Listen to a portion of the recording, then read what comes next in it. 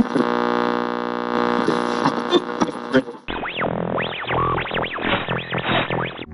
todos, esto es su programa Radio Centro.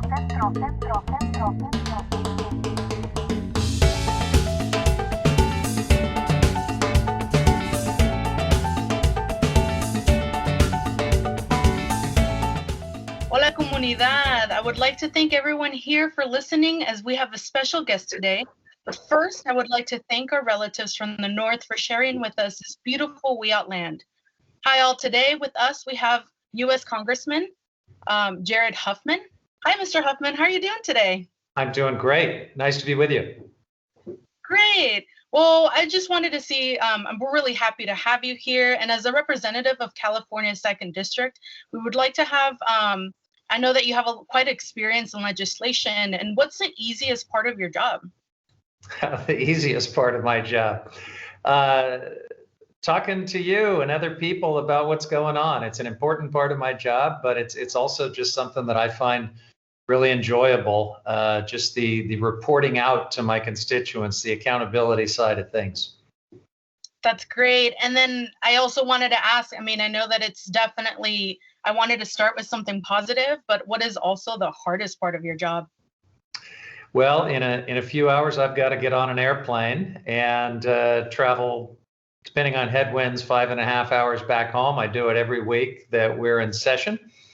And that's not my favorite part. I like the work. I like being in the arena at an important moment for our country, but the travel is not great. Yeah, I can imagine. I'm sure you get a lot of jet lag and a lot of confusing hours. And I know that I have it understood right now. So currently in the situation that we're in, we've just come from a Trump administration.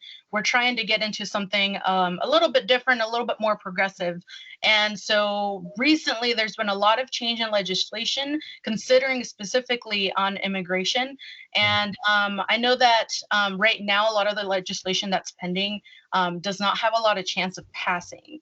But I did want to ask, what's your opinion on immigration reform, and how do we move ahead into creating immigration legislation?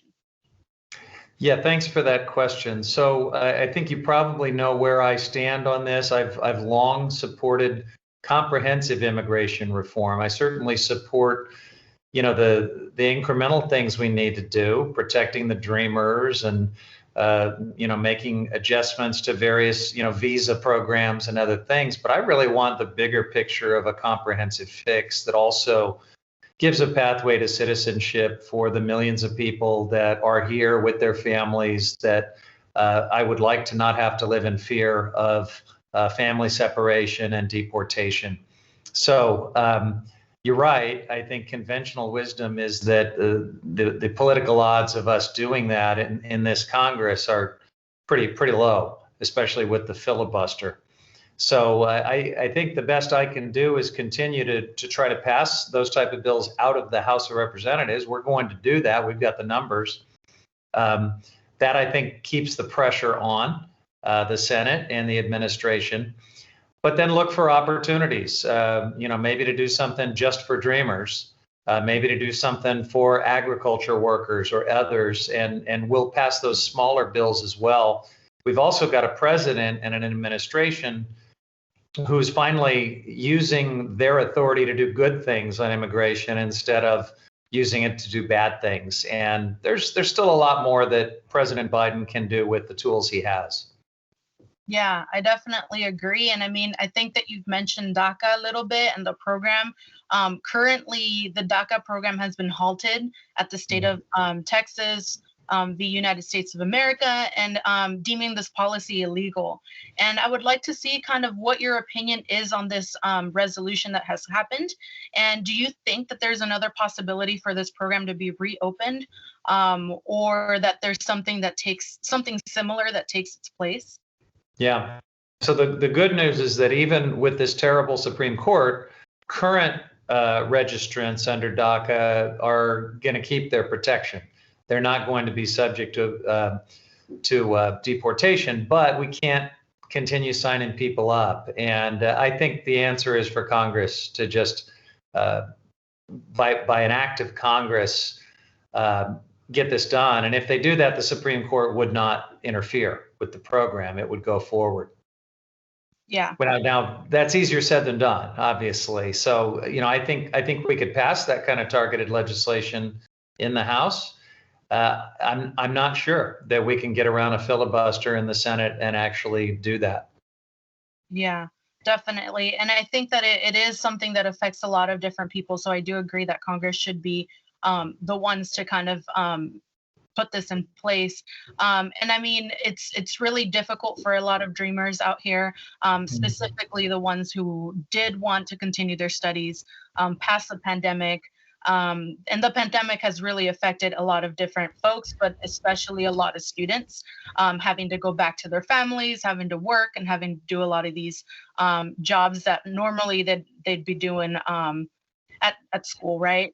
And I also know that like dreamers are going to be entering kind of a semester of quite uncertainty going into the fall, and their future is really undetermined right now, considering that Trump did kind of put us on hold for a while, and now it's like there's all this changes going on. But I do want to know that like it's worth the fight, and that we are trying to get something out there. Is there any advice that you would give to dreamers? And do you think that DACA should be open for more people? Oh, of course, I think it should be open to more people. And I think you hit on the most important part that I would say to dreamers. This is worth the fight. This is worth, not giving up on. And you also touched on what I think is the most compelling aspect of this. As this stays unresolved for years at a time, where there's all this uncertainty. Dreamers need to plan their lives. These are Americans who are American by every measure that anyone could reasonably apply to them. And yet they can't make big life decisions about higher education, about their careers, about buying a home, doing any of the things that people normally do at that phase of life. So it's not fair. It's just terribly unfair and terribly limiting, because it's holding back the contributions that we certainly can and will get from these young Americans as they go forward. They're gonna make a positive difference in this country if we let them. And to me, that's what it's all about. Yes, I definitely agree. And yeah, I mean, I definitely agree that it should be open to more people. Do you think that I know currently right now we have just a specific time where they're allowed to apply. But in the future, I think that it'd be great to be able to open this up to more folks who do want to study. And I think that anyone that is willing to go through all the paperwork, to go through all the money, through all the trouble of trying to get into to get a visa to be able to study here, to do something that is worth for our economy, that is worth for their economy, that is better for everyone, definitely deserves to have a chance out here. I did want to say, as a Southern Indigenous immigrant myself, I do see that there's rhetoric that is being used against immigrants, and I'm deeply saddened to see it play out in government officials. I know that many of us, it's very important for us to be able to change that narrative and expose much of the real hardships that we go through as immigrants. I know that we're not people who want to take advantage of the system, but rather we're hardworking people in search of a better life for our families. And that being said, I would like to maybe, what do you think are some tactics that as residents of this country, we can do to influence a high need of immigration reform? Yeah, I assume that you're referring to some of these Republican characterizations of the Central American refugees and asylum seekers as being trafficked, as being violent, as carrying COVID into our country. I mean, is that what you're talking about? Yes, definitely. And a lot of the criminalization around immigration as well. Yeah. We've got a lot of work to do. There's no doubt about it. And so just sort of starting with what the Biden administration can do with existing authority that doesn't have to wait for the Senate to figure out the filibuster.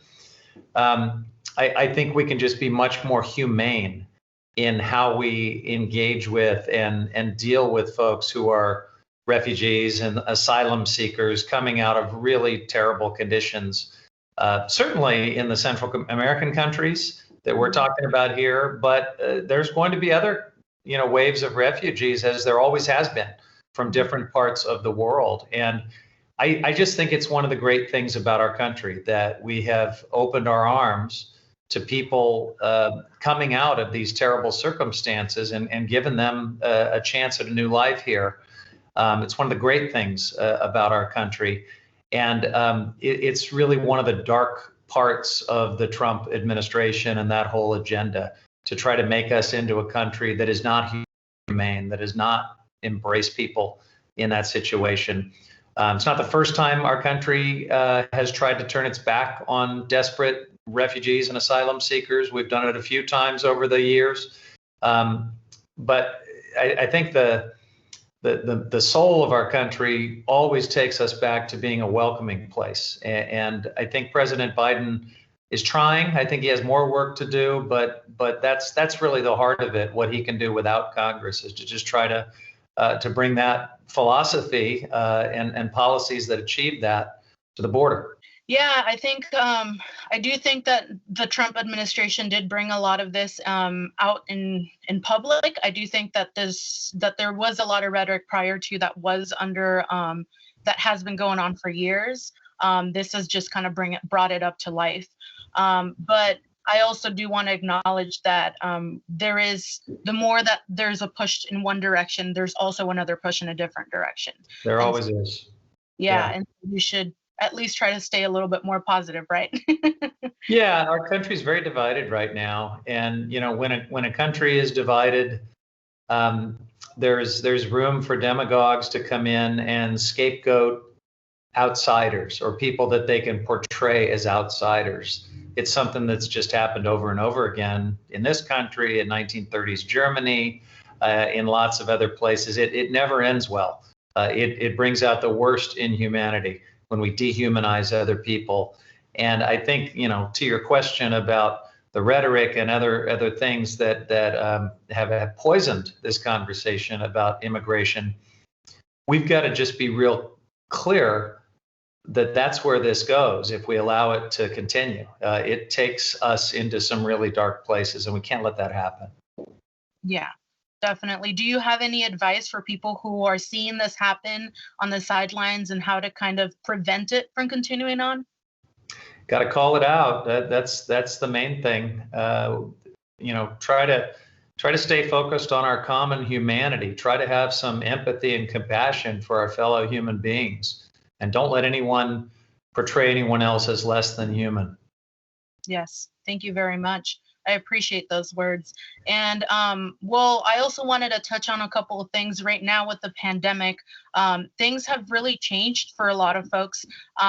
We've kind of seen a lot of the things that were already not working in our systems have only gotten a little worse, or not a little, but definitely a lot worse, right?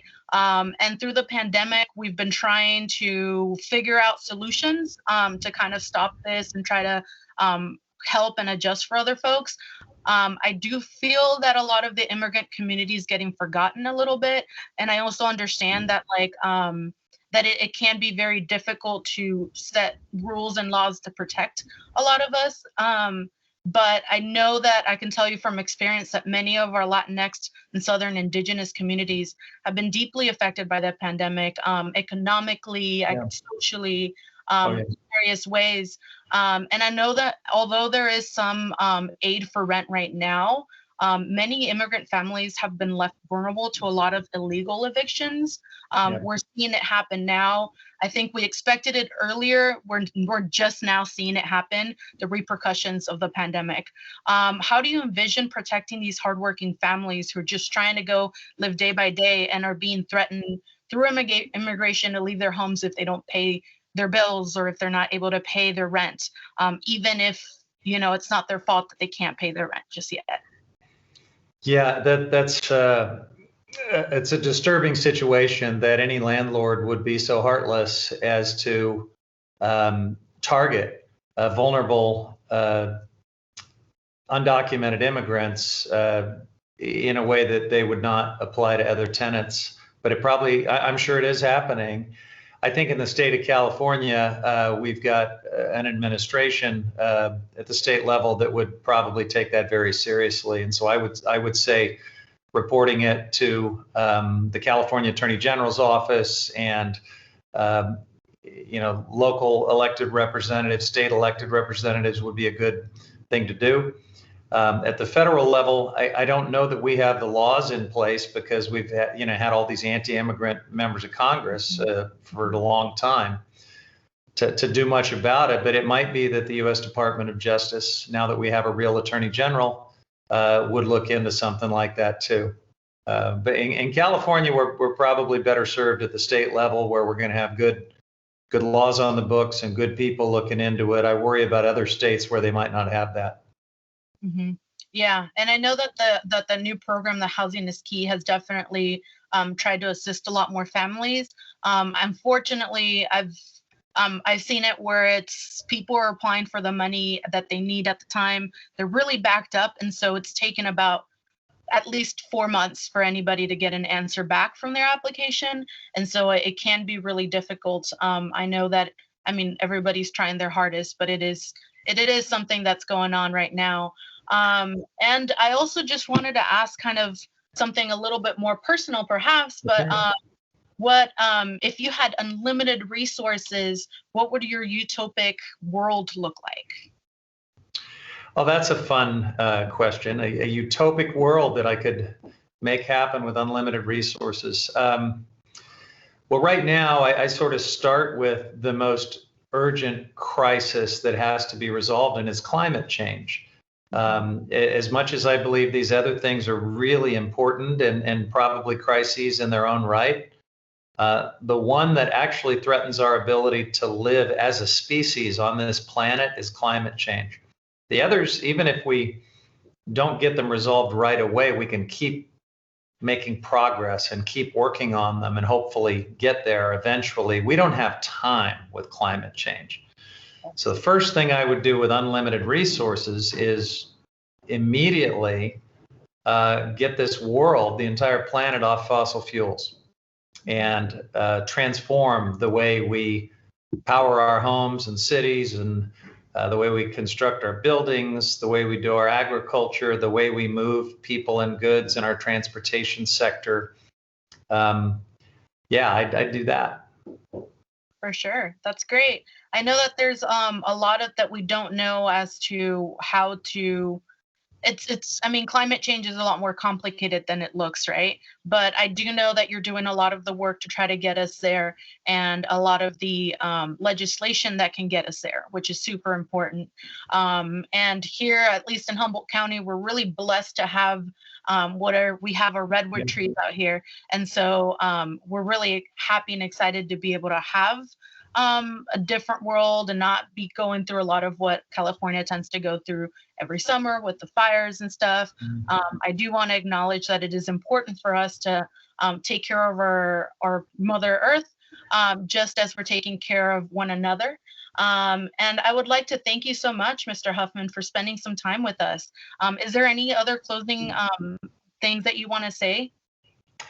Well, thank you for having me. It's been a great conversation, and I have enjoyed your thoughtful questions and your statements in this interview as well.